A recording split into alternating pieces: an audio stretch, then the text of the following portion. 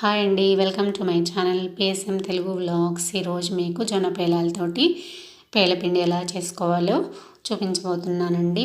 తొలి ఏకాదశి రోజున దేవుడికి పెట్టే ప్రసాదం అండి. ఎలా చేయాలో చూద్దాము. ముందుగా నేను పేలపిండి కోసము జొన్న పేలాలని తీసుకున్నానండి. కొంచెం వేడిగా ఉన్నప్పుడే మిక్సీ వేసేసుకున్నామంటే మెత్తగా అయిపోతుంది. ఆరిపోయినాయి అనుకోండి పిండి సరిగ్గా రాదండి.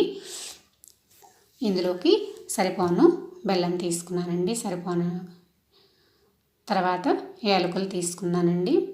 ముందుగా బెల్లాన్ని పీలర్తోటి తురిమేసి పెట్టుకున్నాను, లేకపోతే చిన్న చిన్న ముక్కలు వేసుకొని మిక్సీ అయినా వేసుకోవచ్చండి.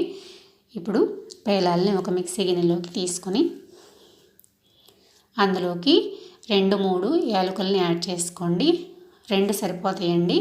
కొంచెం ఘాటు కావాలనుకుంటే ఒకటి ఎక్స్ట్రా వేసేసుకోవచ్చు. వేసుకొని అట్లా మిక్సీ పట్టుకున్న తర్వాత అందులోకి మనము బెల్లాన్ని యాడ్ చేసుకోవాలండి. సాల్ట్ ఆల్రెడీ జొన్నలు ఉప్పగా ఉన్నాయండి, పేలాలనుకని చెప్పేసి సాల్ట్ వేసుకోవటం లేదు. బెల్లం వేసేసుకొని మిక్సీ పట్టుకోవాలండి.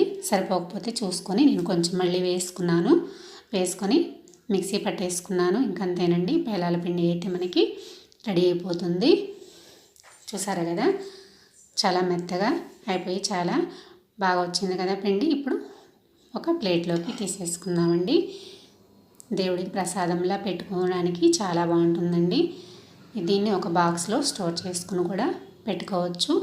చాలా బాగుంటుంది. ఒకసారి ట్రై చేయండి.